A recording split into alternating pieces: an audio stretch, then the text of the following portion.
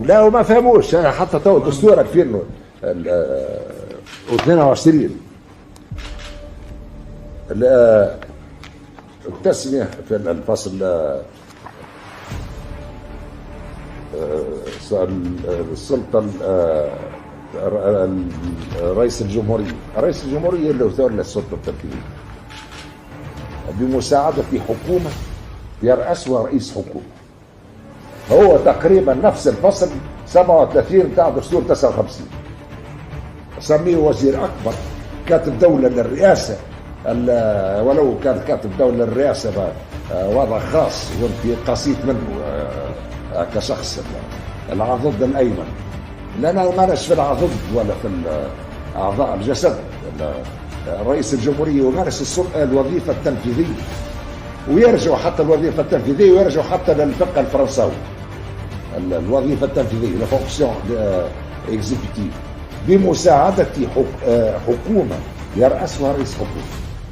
هو نفس الفصل تقريبا 37 في دستور 59. ناس تقريبا عايشين في عالم آخر، معنا في حالة غيبوبة فكرية، في حالة التيه، فضلا عن الخيانات، وفضلا من الناس اللي يلزمهم تغادر بسرعة. رئيس الجمهورية يمارس الوظيفة التنفيذية. نمشيون للباب المتعلق بالحكومة. تقدر الحكومة على تنفيذ السياسة العامة للدولة تبقى التوجهات والاختيارات التي يضبطها رئيس الجمهورية. هذا كل وزير ماشي وحده. ثم حكومة تساعد رئيس الجمهورية على القيام بالوظيفة التنفيذية، يتولى رئيس الحكومة إدارته. فريق عمل متكامل، وهذا اللي يفهموه أعضاء الحكومة اللي المفروض مش فاهمين. يسير رئيس الحكومة وينسق أعمالها ويتصرف في دواليب الإدارة. تقريبا ما قروش الدستور، ما زالوا في ظل دستور 2014،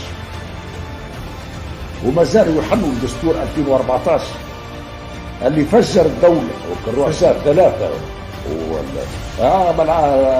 عاشر الرؤساء للدولة التونسية، معناها مش كده، معناها هو كان تفجير للدولة في ظل ترتيب صهيوني لتفجير الدول من الداخل.